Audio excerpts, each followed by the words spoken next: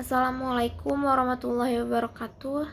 Perkenalkan, nama saya Tika Fitri dengan NIM 19011033. Di sini saya akan mempresentasikan materi tentang proses pengolahan makanan khas Brem. Selanjutnya, apa itu Brem? Jadi Brem ini adalah makanan atau minuman.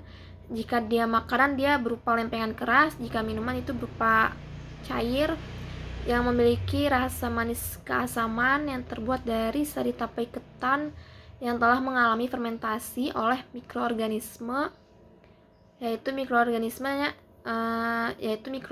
yang dipakai adalah Saccharomyces cerevisiae yang telah dikeraskan dan memiliki warna putih kecoklatan. Selanjutnya di sini ada jenis-jenis brem. Yang pertama itu ada brem padat. Nah, di sini juga ada gambar atau foto dari brem padat, itu sekilas seperti papan kayu.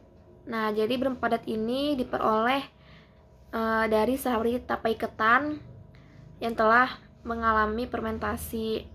Bagi yang sudah memakan brem padat ini pasti tahu rasa dari brem padat itu sendiri, yaitu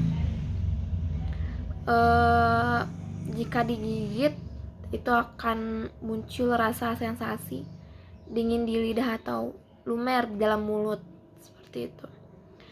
Dan juga brem padat ini merupakan sumber energi yang baik karena di dalam 100 gram brem padat ini terdapat kurang lebih 5,18 gram gula, sehingga itu yang menyebabkan rasanya menjadi manis dan juga cocok sebagai sumber energi yang baik.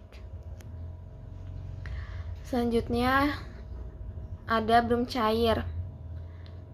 Nah, brem cair ini seperti namanya, bentuknya juga cair, kemudian diwadahi di dalam botol. Berbeda dengan brem padat, brem padat ini merupakan makanan khas dari kota Solo ataupun kota Wonogiri. Nah, sedangkan brem cair ini merupakan makanan khas dari Bali ataupun Lombok. Sama seperti brem padat, jadi brem cair ini juga diperoleh dengan cara melalui fermentasi dari sari tapai ketan.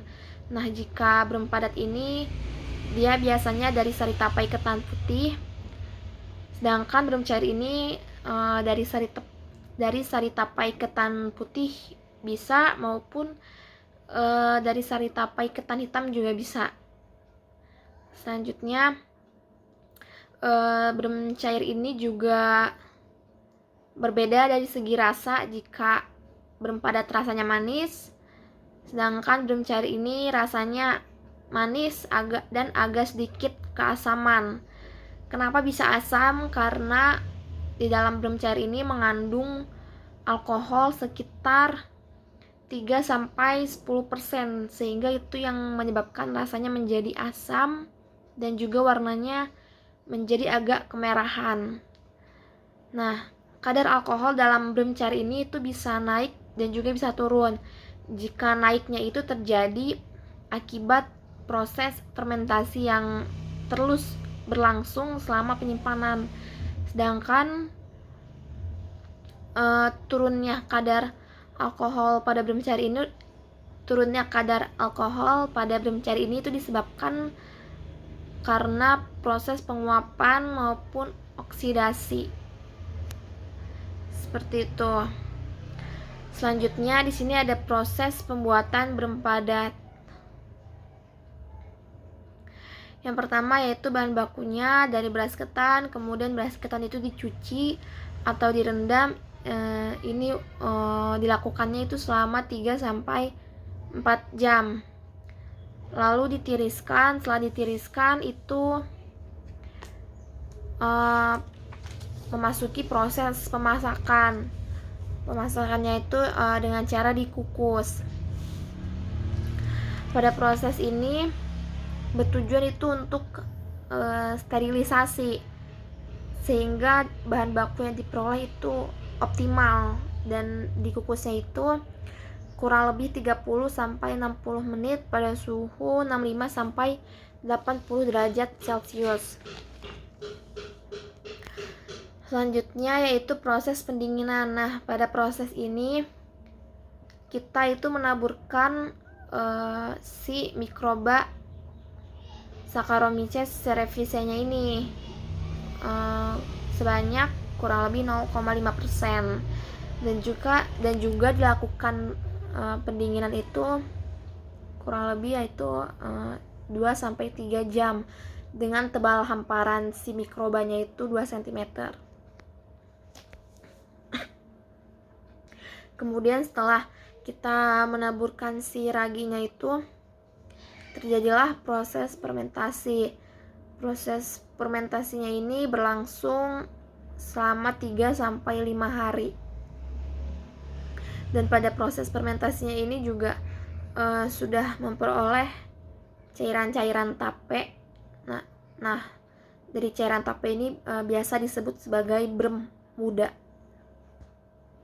Selanjutnya proses pengepresan. Jadi proses pengepresan ini tujuannya untuk memisahkan si tape dengan airnya. Jadi untuk memperoleh filtrat atau sari tapai ketannya itu yang akan jadi dari sari tapai ketannya ini itu akan dibawa untuk dijadikan brem padat. Selanjutnya itu ada proses pemekatan. Jadi proses pemekatan ini adalah proses pemanasan pada suhu kurang lebih 90 derajat Celcius selama 3 jam. Selanjutnya ada proses pengadukan. Jadi proses pengadukan ini itu untuk memperoleh kristal-kristal dari si cairan tapenya itu. Setelah itu memasuki proses pengeringan. Nah, setelah diaduk kemudian terdapat kristal-kristal tadi, itu kita melakukan proses pengeringan atau proses penjemuran. Itu bisa dilakukan dengan dua tahap. Itu bisa dengan sinar matahari langsung ataupun dengan oven. Jika dengan oven itu bisa pada suhu 40-45 derajat Celcius dan dilakukan pengeringannya itu antara 1-4 hari. Setelah itu dicetak, kemudian setelah dicetak itu dikemas, kemudian jadilah brem padat. Selanjutnya proses pembuatan brem cair.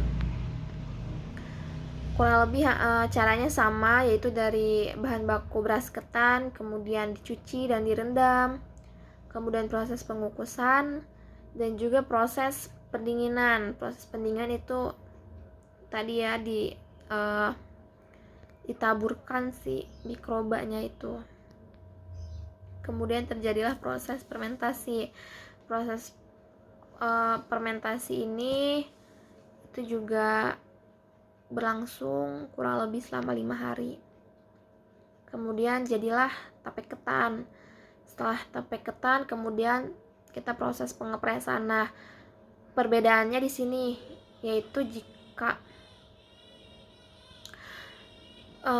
pada brem cair ini proses pengepresannya itu sama untuk memperoleh sari atau filtrat dari si tape ketan ini. Kemudian perbedaannya adalah diencerkan. Jika sudah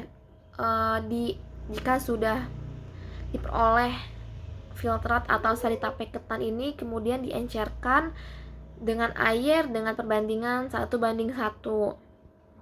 Kemudian setelah diencerkan itu dibiarkan di suhu ruang dalam wadah tertutup agar terbentuk alkohol seperti itu. Kemudian dibotolkan. Setelah dibotolkan, dipasteurisasi. Jadi dipasteurisasi ini adalah proses steril ya. Dilakukannya itu pada suhu pemanasan. Jadi pasteurisasi ini adalah proses steril dengan cara pemanasan pada suhu 60-70 derajat Celcius. Setelah itu proses pemeraman. Pada proses proses pemeraman ini karena tadi dipasteurisasi, dipanaskan, kemudian kita diperam ini adalah proses pendinginan pada suhu 10 sampai 15 derajat Celcius selama 3 bulan. Setelah itu jadilah brem cair. Kemudian di sini ada faktor-faktor yang mempengaruhi pengolahan dari brem itu sendiri, yaitu dari bahan baku. Jadi sebisa mungkin kita harus menggunakan bahan baku yang berkualitas sehingga diperoleh brem yang baik. Kemudian spesies dan jumlah sel khamir. Jadi spesies si khamir ini harus sesuai dengan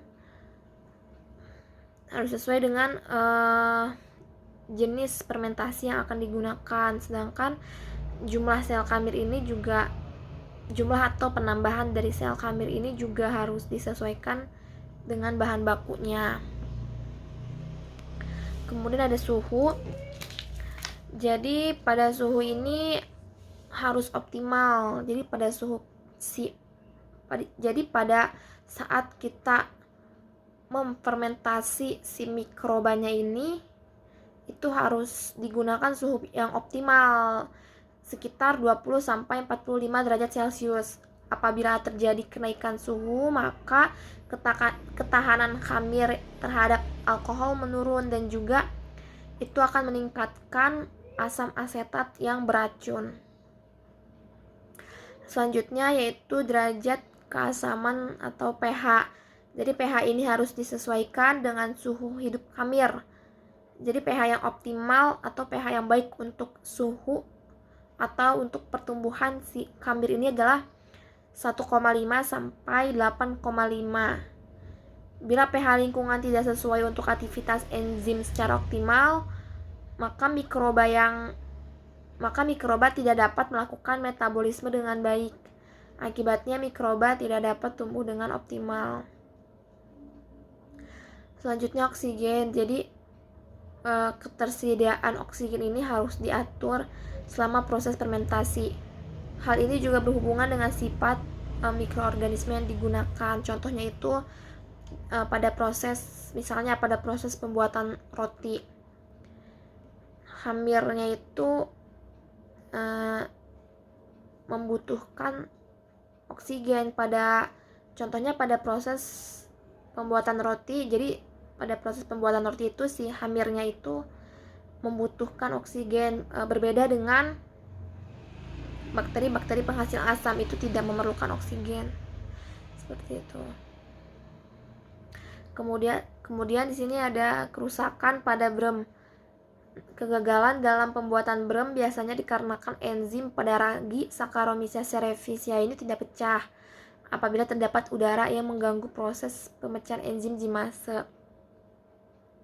Enzim zimase adalah enzim yang dihasilkan oleh khamir Saccharomyces cerevisiae yang mampu mengubah glukosa menjadi alkohol dan karbon dioksida selama fermentasi. Jadi kerusakan pada brem ini terjadi apabila si ragi Saccharomyces cerevisiae ini tidak pecah. Jadi sebisa mungkin pada proses fermentasi brem ini si mikrobanya ini harus pecah agar si proses enzim zimasenya ini tidak terganggu. Sekian pemaparan materi dari saya tentang proses pengolahan makanan brem ini. Kurang lebihnya mohon maaf. Wassalamualaikum warahmatullahi wabarakatuh.